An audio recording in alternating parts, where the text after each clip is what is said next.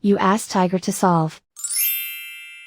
This deals with linear equations with one unknown. The final result is x equals 3/10.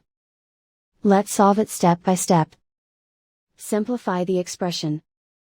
Find the greatest common factor of the numerator and denominator. Factor out and cancel the greatest common factor. Group all constants on the right side of the equation. Add 3/2 to both sides. Combine the fractions. Combine the numerators.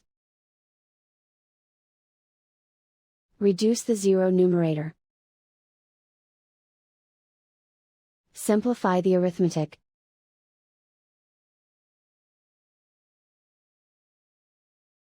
Isolate the x. Divide both sides by 5. Simplify the fraction. Simplify the arithmetic.